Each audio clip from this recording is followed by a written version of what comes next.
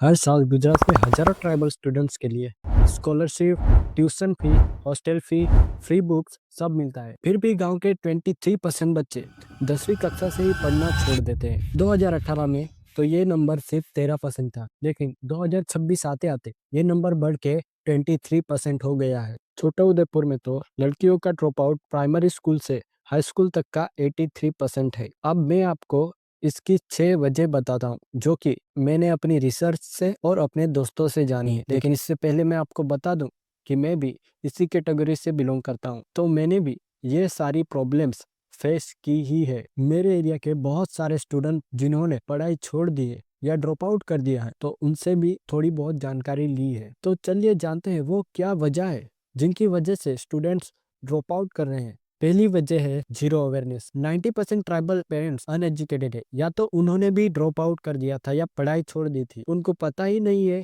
कि स्कॉलरशिप में कौन एलिजिबल है, स्कॉलरशिप कितनी मिलती है, फॉर्म कैसे भरते हैं, पैसे आएंगे या नहीं आएंगे वो भी नहीं पता है। इवन उनको ये भी नहीं पता है कि आगे फर्दर स्टडी के लिए गवर्नमेंट स्कॉलरशिप भी प्रोवाइड करती है। तो दूसरी वजह है डॉक्यूमेंट की झंझट। Aadhaar card, bank passbook, income certificate, caste certificate, अगर एक भी डॉक्यूमेंट मिसिंग है या अपडेटेड नहीं है तो फॉर्म रिजेक्ट हो जाता है। और जब तक डॉक्यूमेंट अपडेट करवाते हैं या नए बनवाते हैं तब तक स्कॉलरशिप की डेट भी निकल जाती है। साइबर कैफे वाले भी एक फॉर्म भरने के लिए 100 से 200 रुपये चार्ज करते हैं। रिसर्च कहती है कि 70% फॉर्म या केसेस डॉक्यूमेंट्स की वजह से रद्द हो जाते हैं। तीसरी वजह है स्कूल की दूरी। 15 से 20 किलोमीटर डेली बस, 50 से 100 रुपये डेली खर्चा, ओवर क्राउडिंग, ट्रांसपोर्टेशन फैसिलिटी भी उतनी अच्छी नहीं है।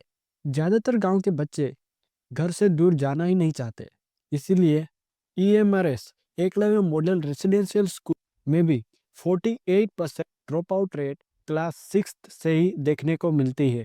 फोर्थ रीजन, घर की मजबूरी। मुझे लगता है कि ये एक खास रीजन है ड्रॉप आउट का, क्योंकि अपने परिवार में ही मैंने ये प्रॉब्लम फेस की। इनकम भी उतनी अच्छी नहीं होती कि घर चला पाए, तो बाकी की जिम्मेदारियां कैसे ही उठा पाएंगे। अगर माँ बाप दोनों काम करें तो भाई को संभालना, बहन को संभालना, काम के लिए माइग्रेशन, ये सारी प्रॉब्लम्स स्टूडेंट के माइंड ऊपर बहुत ही गहरा इम्पैक्ट डालती है। स्टूडेंट पे 82% केसेस में ये सारी प्रॉब्लम्स लो इनकम फैमिलीज में होती है। पांचवा रीजन है लैंग्वेज का डर। ज्यादातर लोग हम में से घरों में आदिवासी भाषा ही बोलते हैं। सिर्फ स्कूलों में गुजराती एंड इंग्लिश में हम बातचीत कर पाते हैं। फर्स्ट जनरेशन लर्नर को कोई गाइड ही नहीं मिलता है। 90% को ये लगता है कि कोरिकुलम हमारे बस का है ही नहीं। सिक्स्थ रीजन है सिस्टम की नाकामी। 12th स्टैंडर्ड तक तो कोई ज़्यादा स्कॉलरशिप की प्रॉब्लम नहीं होती है, क्योंकि स्कॉलरशिप डायरेक्ट स्कूल को प्रोवाइड की जाती है। बट इन कॉलेजेस स्कॉलरशिप बहुत ज़्यादा लेट आती है, 6 से 12 महीने लग जाते हैं।